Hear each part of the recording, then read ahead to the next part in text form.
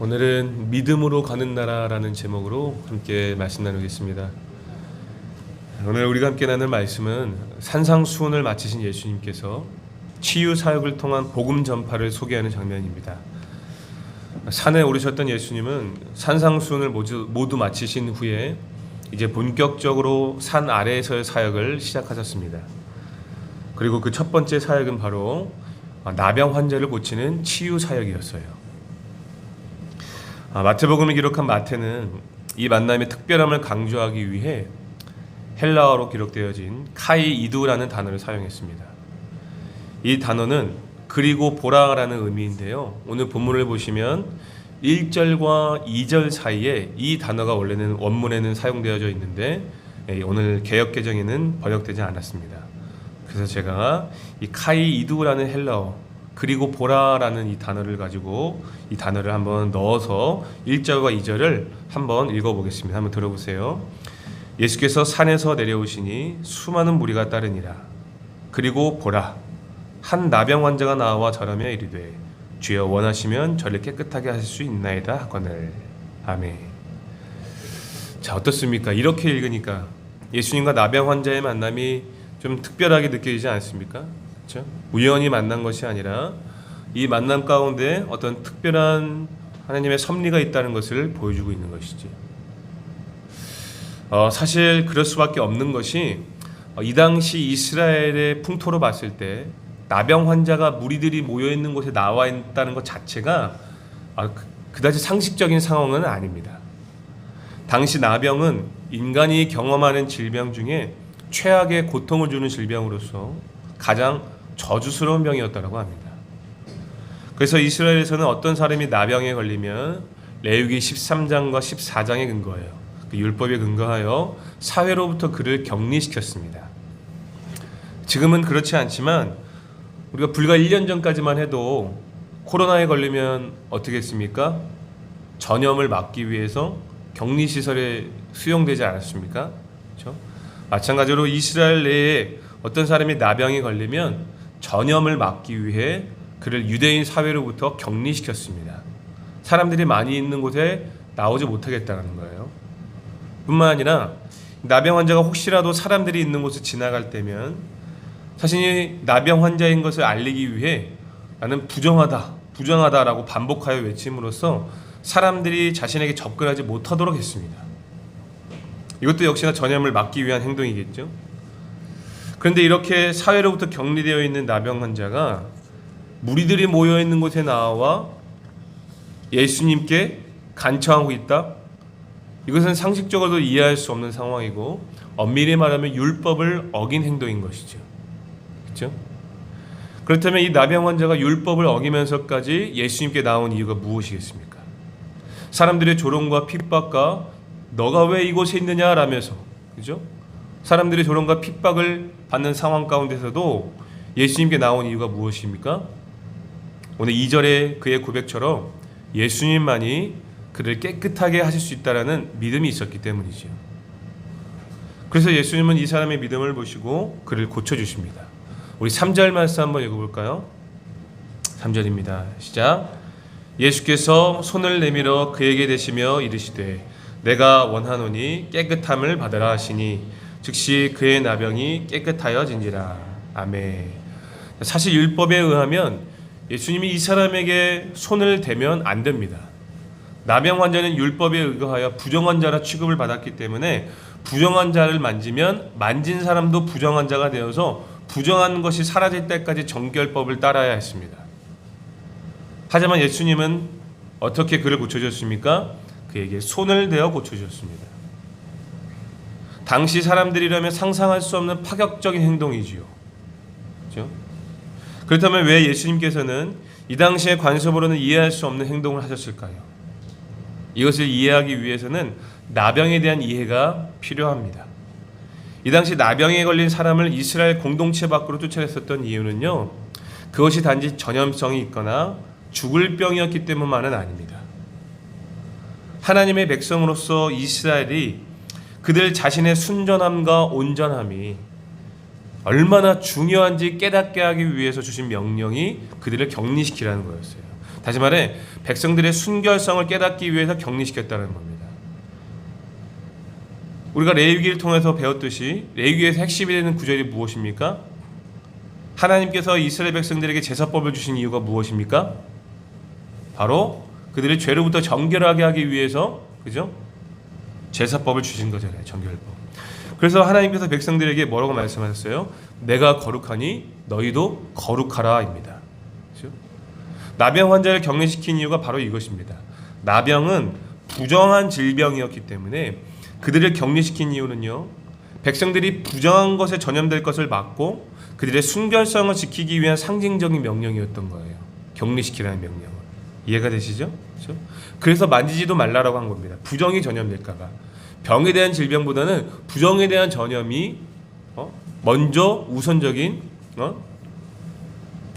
격리 명령이에요. 자, 그런데 예수님께서는 그의 몸에 손을 대어서 고치셨습니다. 예수님이 이 사실을 몰라서 이렇게 행동하셨을까요? 그렇지 않습니다. 이 사건은 예수님께서 나병이라는 심각한 질병을 치료하실 어떤 능력이 있는 분이다, 이렇게만 이해해서는 안 됩니다. 이 사건에서는 예수님이 이 땅에 오신 목적과 본질이 있다는 것을 깨달아야 돼요. 그것은 바로 예수님을 통해 하나님의 구원 역사에서 이스라엘의 특권적인 위치가 없어지고 새로운 언약 공동체가 다가오고 있다는 것을 알리는 것입니다. 여러분, 이스라엘의 특권적인 위치가 없어진다는 것은 하나님 나라가 오직 이스라엘에게만 통용되는 것이 없어진다는 거예요. 하나님 나라의 개념은 오직 하나님을 섬기는 이스라엘에게만 허용되는 것이었습니다. 그러니까 이방인들과 부정한 자들이라고 취급받는 사람들은 하나님 나라는 개념에 적용조차 되지 않아요. 들어갈 수 없다는 거예요. 그래서 이스라엘이 선민의식으로 똘똘 뭉쳐 있었던 겁니다. 하나님께서 택하신 민족, 하나님의 백성들만이 이 생과 내생에서 하나님 나라를 누릴 수 있다라고 믿었던 거죠. 그런데 그 이스라엘의 특권적인 위치가 없어지고 새로운 언약 공동체가 도래한다는 거예요. 누구를 통해서요? 누구를 통해서요? 예수님을 통해서요. 그죠? 우리가 지난 시간에도 확인했듯이 인간은 율법으로는 온전한 의를 이룰 수 없습니다. 율법으로는 구원받을 수도 없고 천국에 갈 수 없다는 거예요. 그것이 잘못되었다라기보다는 본질적으로 인간이 율법으로 의롭게 될 수도 없지만 사실은 그보다 더 나은 의가 있음을 알려주기 위해서 예수님이 이 땅에 오셨다라고 우리가 지난 시간에 배웠잖아요. 기억나시면 아멘 하시기 바랍니다. 기억나시죠? 그렇죠? 다시 말해 유대인들의 전유물로만 여겨졌던 이 천국이, 하나님 나라가 예수님을 통해 그 문이 활짝 열렸다라는 것을 보여주기 위한 사건이라는 거예요. 즉 이렇게 나병 환자같이 부정한 자들도 하나님 나라에 들어갈 수 있다는 것을 보여주는 사건이라는 겁니다. 누구를 통해서요? 예수님을 통해서. 오늘 우리가 복음서를 보면 예수님은 종종 내가 잃어버린 자들을 위해 이 땅에 왔다라고 하셨잖아요. 그렇죠? 그 말씀과 같은 개념으로 이해하시면 될 것 같아요. 예수님이 말씀하신 잃어버린 자들이란 이스라엘 내에서도 부정한 자들이라 취급받고 하나님 나라와는 상관없는 자들이라 칭함받던 자들, 즉 세리와 죄인들과 창녀와 어린아이와 같은 자들을 말하는 겁니다. 그렇죠?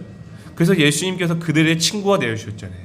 그들이 바로 예수님이 종종 말씀하셨던 잃어버린 자들입니다. 이스라엘 내에서 부정한 자라 취급받던 자들, 하나님 나라와는 전혀 상관이 없는 사람으로 취급받던 자들이에요. 그렇죠? 율법에 의거하여 당시 나병 환자도 부정한 자라 취급받았기 때문에 그가 정결해지지 않는다면 그는 하나님 나라에 들어갈 수 없다라고 여겼습니다. 그러나 예수님께서 그의 질병, 정확하게는 그의 부정을 치유하신 이 사건으로 인해 그도 하나님 나라에 들어갈 수 있는 은혜를 입었다라는 거예요. 그렇죠? 이처럼 예수님께서는 나병 환자를 고치신 이 사건은요, 하나님의 구원 역사를 이해하는 데 있어서 아주 중요한 의미를 담고 있습니다. 우리가 그것을 깨달아야 돼요. 자, 그런데 본문을 보니까 예수님께서 문둥병자를 고치신 후에 그에게 무엇을 말씀하고 계십니까? 고치신 다음에 4절 말씀 한번 읽어볼까요? 4절 말씀 읽어봅시다. 시작. 삼가 아무에게도 이르지 말고 다만 가서 제사장에게 내 몸을 보이고 모세가 명한 예물을 드려 그들에게 입증하라. 아멘. 그렇죠? 아무에게도 이르지 말라라고 하십니다. 이것을 메시아 비밀 문양이라고 부르는데요. 그 이유는 아직은 예수님께서 당신이 메시아이심을 밝힐 시기가 아닌 것도 있겠지만 또 다른 이유는요. 이 사건을 통해 사람들이 예수님을 단순히 기적을 행하거나 병 고치는 분 정도로 소개가 될 수 있었기 때문입니다. 다시 말해 예수님을 향한 잘못된 이해를 막기 위해서 그렇죠? 사람들에게 알리지 말라라고 얘기했던 거예요. 사실 가벼운 병 고치는 일 정도는 당시 무당들도 귀신의 힘을 빌려서 고쳤다라고 합니다. 그러나 부정하다라고 여겼던 이 나병 같은 질병은요, 그들이 고칠 수 있을까요, 없을까요? 고칠 수 없죠. 왜냐하면 부정한 것을 치유하는 능력은 오직 거룩하신 하나님의 권한이기 때문입니다. 그죠? 비슷한 질병으로 우리가 유출병이 한 예가 될 수 있겠죠. 율법에 의하면 유출병도 부정한 자를 취급받던 질병이었는데 다들 알고 계시듯이 유출병으로 고생했던 여인도 그 병을 고치기 위해서 그죠? 온갖 의원들을 만나보고 노력했지만 아무도 고치지 못했잖아요. 그죠? 그 이유가 바로 그런 이유입니다. 그러나 예수님이 그 유출병도 고쳐주셨죠. 자, 그렇기 때문에 만약 예수님께서 나병조차 고쳐주신다는 소문이 퍼지면, 부정한 병조차 고쳐주신다는 소문이 퍼지면 어떻게 되겠습니까? 어떻게 되겠어요? 사람들이 예수님의 그 어떠하심에 집중하지 아니하고, 그죠? 예수님이 나병 환자를 고쳐주신 그 이유에 집중하지 아니하고 예수님의 능력에만 초점을 맞추게 되는 오류를 범하게 된다는 거예요. 아무도 고치지 못한 병을 예수라는 사람이 고칠 수 있다. 이렇게만 소문이 퍼지면 예수님의 어떠하심, 곧 그분에 대한 믿음이 아니라 그분이 가진 능력만을 보게 되는 잘못된 믿음이 형성될 수 있다는 거예요. 여러분, 실제로 많은 무리들이 예수님을 따랐지만 대제사장들과 서기관들에게 붙잡혀 십자가에 달리게 되자 무리들이 어떻게 했습니까? 다 예수님을 떠났습니다. 그렇죠? 예수님에게서 더 이상 어떤 능력이 나타나지 않으니까 떠난 거죠. 그렇죠? 저 사람은 우리가 생각했었던 어떤 능력 있고 패왕의 힘을 가진 메시아가 아니었구나. 우리가 생각했던 메시아가 우리가 생각하는 그 사람이 아니구나. 그죠? 저 사람 능력을 행하지 않음을 보고 떠났잖아요. 그죠? 예수님을 향하여 잘못된 메시아관을 가지고 있었기 때문에 실망하고 떠나는 겁니다. 이처럼 예수님은 백성들이요, 예수님의 능력이 아니라 이 땅에 오신 목적을 바로 알기를 원하셨어요. 그래서 아무에게도 알리지 말라라고 경고하신 것입니다. 자, 그렇지만 한 사람에게만은 예외였죠. 누구입니까? 제사장에게는 치유받은 사실을 보여줘라라고 말씀하셨습니다. 왜냐하면 율법에 의하면 만약 나병 환자가 깨끗하게 치유받았을 때에는 제사장에게 그 사실을 알려서 정결법을 따라 제사를 드리고 그가 깨끗하게 되었다는 것을 입증하도록 했습니다. 왜냐하면 그래야 유대인 사회에 다시 들어갈 수 있기 때문이에요. 그렇죠? 유대인 사회에서 격리됐었잖아요. 그렇죠? 그런데 자기가 깨끗하게 됐으면 입증을 받아야 다시 사회로부터 회복될 거 아닙니까? 들어갈 거 아닙니까? 그렇죠? 그러한 이유다라는 거예요. 그렇죠? 유대인 사회로부터 격리되고 쫓겨난 그를 배려하기 위해서 모세의 율법을 따라 제사장에게는 너의 몸을 보여라. 그렇죠? 이렇게 명령하신 겁니다. 그러니까 이런 명령을 통해서 예수님은 분명 율법을 폐하려 오신 것이 아니라 온전하게 하기 위해 오셨다는 것을 다시 한번 확인할 수 있습니다. 자, 이처럼 예수께서 나병 환자를 고치신 사건은요, 그분께서 단순히 치유의 능력이 있음을 나타내는 것이 아닙니다. 하나님 나라에 들어갈 수 없다고 여겼던 사람들, 즉 부정한 자라 취급받던 자들에게도 예수님을 통해 하나님 나라에 들어갈 수 있다라는 것을 알리신 사건이라는 거죠. 자, 그래서 잘 들으세요. 산상수훈의 가르침이 끝난 이후의 첫 번째 사건으로 이 사건을 소개하는 겁니다. 연결이 되시나요? 여러분, 지난주에도 언급드렸지만 산상수훈의 첫 번째 가르침 팔복으로 시작하죠. 근데 그 팔복이 어떤 내용이라고 얘기했습니까? 이 생과 내 생에서 하나님 나라를 누릴 수 있는 8가지의 복을 가르친다라고 얘기했죠. 그래서 율법에 참된, 그러고 나서 예수님께서는 율법에 참된 의미를 설명하시는데 마태복음 5장부터 7장까지의 내용을 잘 읽어보면요, 단순히 율법의 의미를 새롭게 하신 정도가 아니라 잘 보면 실제 그 의미가 어떤 의미냐면 어떻게 해야 하나님 나라에 들어갈 수 있는지를 가르치시는 내용이에요. 그렇죠?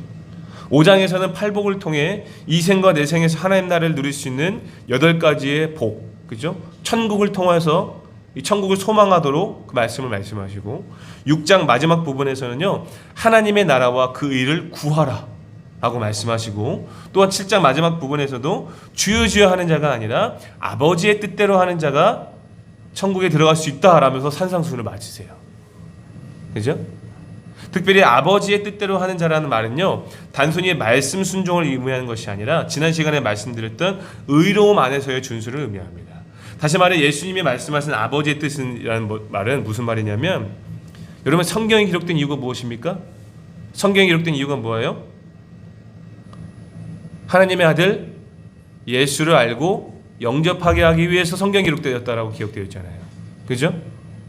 그렇죠? 자, 그렇기 때문에 아버지의 뜻대로 하는 자라는 무슨 말이냐면 예수님을 영접하고 받아들이는 것을 말하는 거예요. 그렇죠? 그렇게 되어져서 예수님 안에서 얻은 그 의로움 안에서의 준수, 그렇죠? 그렇게 되어져야만 하나님 나라에 들어갈 수 있다는 말씀입니다. 좀 내용이 조금 복잡해졌는데, 결국 여러분 산상수훈의 가르침은요, 단순히 율법의 의미를 새롭게 하시는 것이 아니라 무엇을 나타낸다라는 거예요? 어떻게 해야 하나님 나라에 들어갈 수 있고 어떻게 해야 이 땅에서 하나님 나라를 누릴 수 있는지에 대한 가르침으로 우리가 이해해야 된다는 것입니다. 이해가 되시면 아멘 하시기 바랍니다. 그렇죠? 자, 그래서 그 산상수훈의 산상수훈의 가르침이 끝난 후에 첫 번째 사건이 바로 오늘 이 나병 환자를 고치신 사건이에요. 이해가 되십니까? 그죠?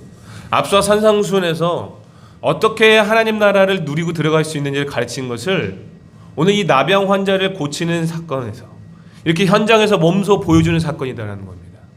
하나님 나라와는 거리가 먼 사람들, 즉 부정한 자라 취급받던 자들도 누구를 통해서? 예수님을 통해서라면 들어갈 수 있다는 것을 알리는 사건이 이번 나병 환자 사건이다라는 거예요. 그렇죠? 이해가 되시면 아멘 하시기 바랍니다. 그렇죠? 산상수훈의 내용들은 전부 다 예수님에 대한 이야기예요. 예수님을 통해서만 하나님 나라에 들어갈 수 있다. 의로움 안에서의 준수, 그걸 얘기하고 있는 겁니다. 그렇죠? 여러분, 그래서 5절부터 이어지는 사건도요, 같은 개념으로 이해하시면 될 것 같아요.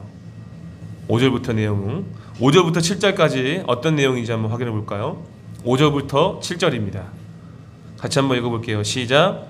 예수께서 가버나움에 들어가시니 한 백부장이 나와 간구하여 이르되 주여 내 하인이 중풍병으로 집에 누워 몹시 괴로워하나이다.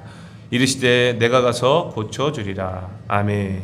자, 이번 사건도 나병 환자처럼 한 백부장이 예수님께 나오는 것으로 시작되고 있습니다. 그렇죠? 그런데 백부장이 어떤 사람이에요? 로마의 군대 장관으로서 100명의 군사들을 지휘할 수 있는 사람들입니다. 다시 말해 유대인이 아니라 어떤 사람이에요? 이방인 백부장인 거예요. 이방인. 앞선 사건에서는 유대인 중에서도 부정한 자를 취급받던 나병 환자가 등장했다면 이어지는 다음 사건은 그야말로 하나님 나라와는 상관없는 이방인이 등장하고 있습니다. 그러니까 앞선 사건의 의미를 이해했다면 이번 사건도 어떤 의미를 지니고 있는지 아시겠죠? 그죠? 유대인 내에서의 부정한 자만이 아니라 하나님 나라와는 전혀 상관없는 이방인들까지도 예수님을 통해 하나님 나라를 누릴 수 있다는 사실을 알려주고 있는 거예요. 그렇죠? 그런데 이번 사건은요, 앞선 사건과는 조금 다른 점을 발견할 수 있어요. 이번 사건은 앞선 사건의 확장이라고 보시면 될 것 같습니다. 부정한 자만이 아니라 이방인들도 하나님 나라에 들어갈 수 있다는 사실을 알림과 동시에 어떻게 하면 하나님 나라에 들어갈 수 있는지가 아주 구체적으로 소개가 되고 있죠. 자, 그것이 무엇인지 한번 확인해 보겠습니다. 자, 당시의 시대적 상황을 생각했을 때 반유대 정사가 짙은 로마의 백부장이라면 그는 유대인이었던 예수님께 간청할 것이 아니라 명령을 해야만 했을 것입니다. 그렇겠죠? 백부장이 일반인들에게 간청이 아니라 명령을 했을 겁니다. 그렇죠? 그런데 백부장이 예수님께 간청을 했다는 것은 그가 예수님을 어떻게 생각했는지를 우리가 예상할 수 있겠죠? 그렇죠? 그래서인지 몰라도 예수님은 그의 간청에 즉각적으로 반응을 하십니다. 내가 가서 고쳐주리라. 그렇죠? 하지만 놀랍게도 백부장은요, 예수님의 즉각적인 반응에 당황을 합니다. 우리 8절부터 9절까지 한번 읽어볼까요? 8절과 9절입니다. 시작.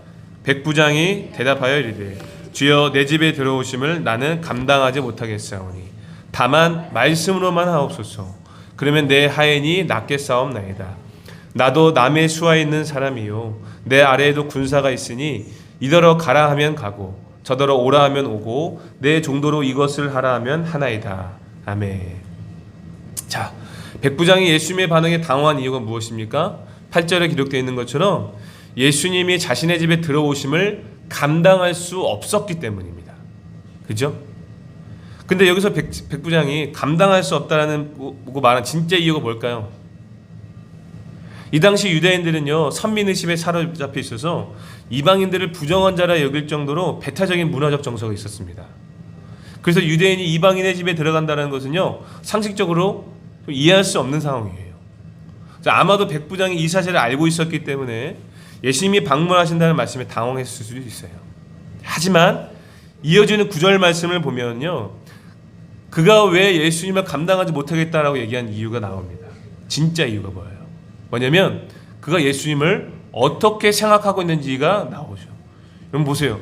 군인의 신분을 가진 사람들은요, 철저한 계급 사회를 몸담고 있기 때문에 상관과 부하를 대하는 명령 체계가 명확합니다. 그죠? 특별한 경우를 제외하고는요, 상관은 부하에게 명령만 내리면 되는 거예요. 그죠? 그렇기 때문에 지위가 높은 상관일수록 부하의 집에 방문한다는 것은요, 굉장히 부담스럽고 감당하기 어려운 일이죠. 그죠? 나보다 더 높은 이 직책에 있는 사람이 나의 집에 방문한다? 굉장히 부담스러운 일이잖아요. 그죠? 다시 말해 백부장은 지금 자신이 몸담고 있는 계급 사회로 예수님과 자신의 관계를 이해하고 있는 겁니다. 그죠? 결국 백부장이 예수님의 방문을 감당할 수 없다고 말한 이유는요, 단순히 유대인과 이방인이라는 문화적 차원이 아닌 거예요. 그것을 넘어서는 관계를 생각하고 있는 겁니다. 그렇죠? 마치 상관과 부하의 위계 질서로서 예수님을 대하고 있는 거죠. 그리고 이 백부장의 고백처럼 상관에게 부하는 명령에 복종하는 마치 종과 같습니다. 그렇죠? 백부장이 9절에서 분명하게 얘기하잖아요. 그렇죠? 나는 종처럼 당신의 명령에 그냥 순종합니다. 라는 겁니다. 그죠? 그 정도의 관계로서 예수님을 대하고 있는 거예요. 백부장은. 그렇죠? 그래서 백부장은 예수님의 말씀만으로도 그리고 그분의 명령만으로도 자기의 하인이 치유될 것이다라는 믿음이 있었다는 거죠. 이것은 무엇을 의미합니까? 그의 믿음이 예수님의 능력에 초점을 맞춘 것이 아니라 자신과 예수님의 관계에 초점을 맞췄다는 거예요. 종과 같은 심정으로 예수님의 명령에 순종하겠다는 겁니다. 그분의 능력보다 관계로서 예수님을 신뢰하고 있음을 이 고백을 통해서 우리가 확인할 수 있어야 되는 거죠. 뿐만 아니라 예수님의 명령만으로 자기 하인이 치유될 것이라는 믿음은요, 무엇을 의미합니까? 그분의 통치에 순종하겠다는 의미이기도 합니다. 그죠? 말씀만으로도 내가 따르겠다. 그렇죠? 그분의 통치에 순종하겠다. 그분의 권위에 순종하겠다는 믿음을 얘기하고 있는 거예요. 이 당시 무리들과는 전혀 다른 차원의 믿음을 보여주고 있죠. 그렇죠? 그래서 예수님이 백부장의 반응에 놀라워한 것입니다. 우리 10절 말씀 한번 읽어볼까요? 10절 말씀 시작.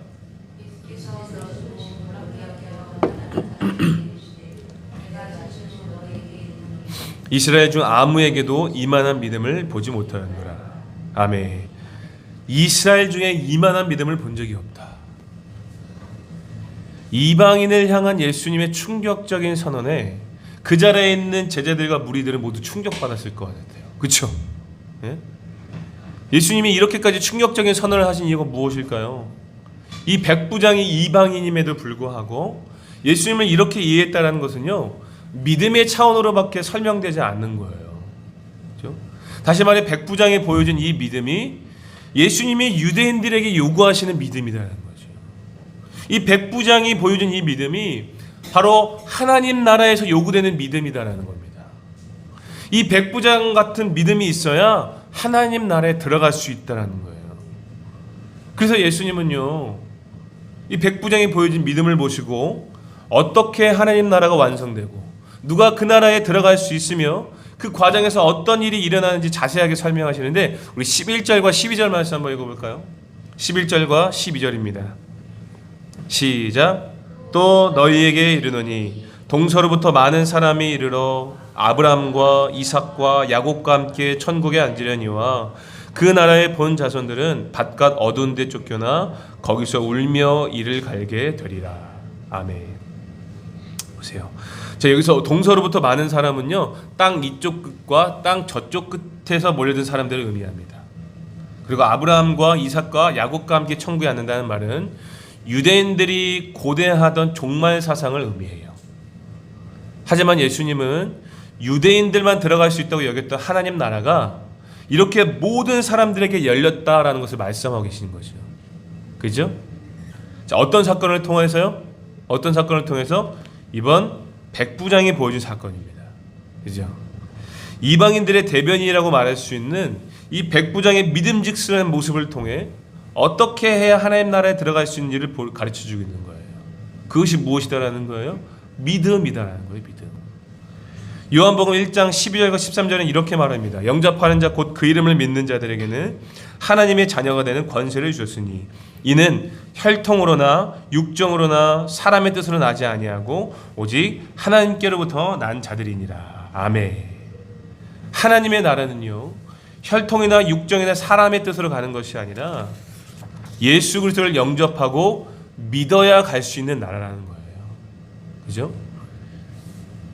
그 이름을 영접하고 믿어야 하나님의 자녀가 되는 권세가 되고 그분을 영접하고 믿어야 갈 수 있다라는 거예요.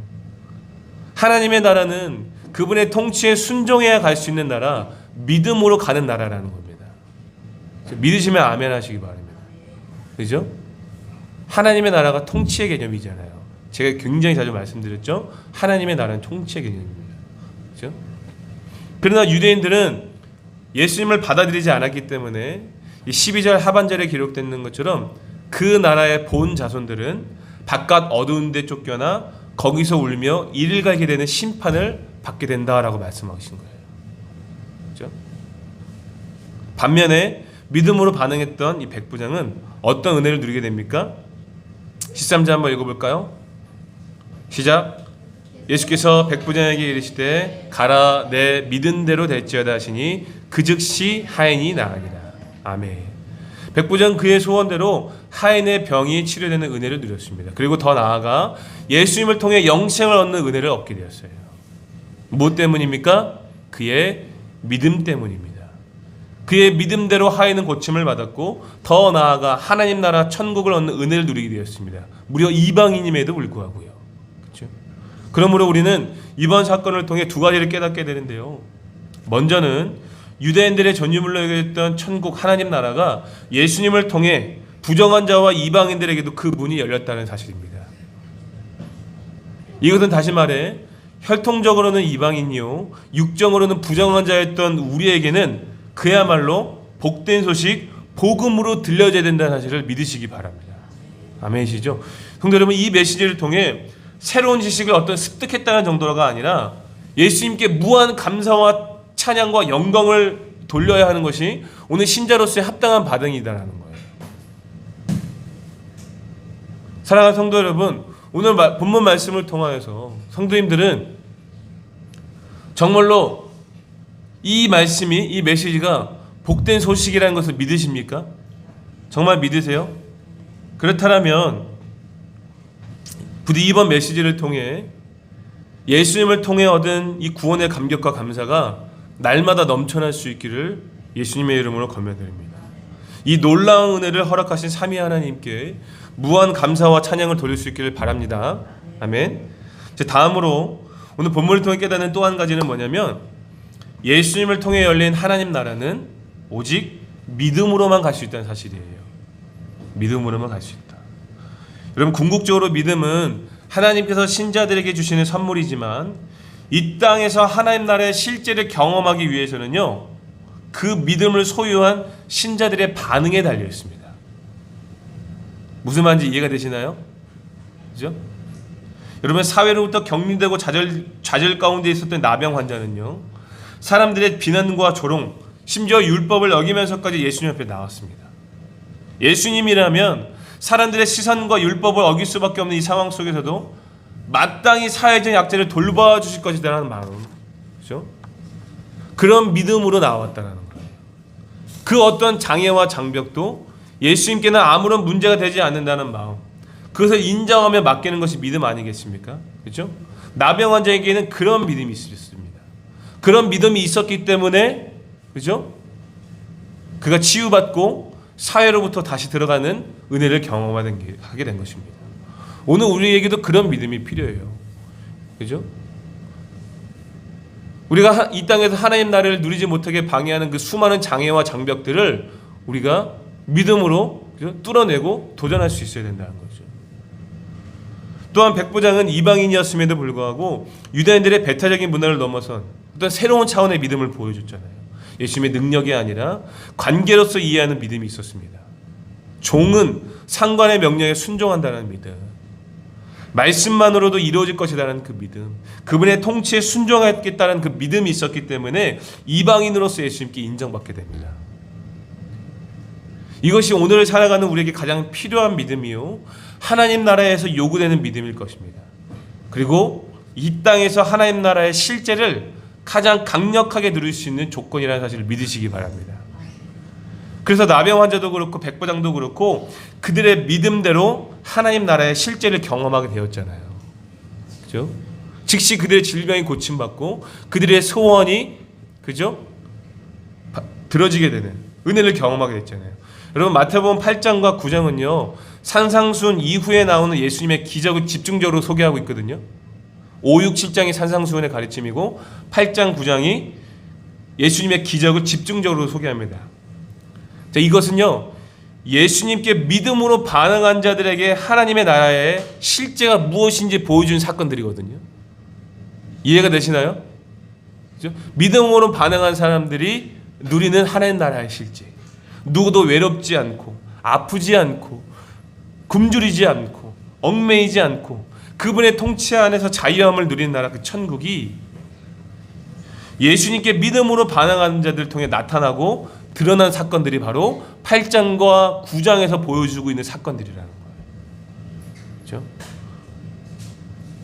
이러한 하나님 나라의 실제를 경험할 수 있는 조건은 무엇이다라는 겁니까? 바로 믿음이다라는 거예요. 그렇죠? 그러므로 사랑하는 성도 여러분, 이 예수님을 향한 바른 믿음을 소유할 수 있기를 예수님의 이름으로 축복합니다. 아멘. 이제 말씀을 마치겠습니다. 사랑하는 성도 여러분, 예수님의 능력에만 초점을 맞추지 마시고요, 그분과의 관계에 집중하는 믿음, 그렇죠? 말씀만으로도 이루어질 것이라는 그 믿음, 그분의 통치에 순종하겠다는 그 믿음에 집중하셔서 예수님께서 재림하실 때 임할 그 하나님 나라만이 아니라, 그렇죠? 이 땅에서도 하나님 나라의 실제를 경험하는 은혜를 누릴 수 있기를 예수님의 이름으로 축복합니다. 아멘.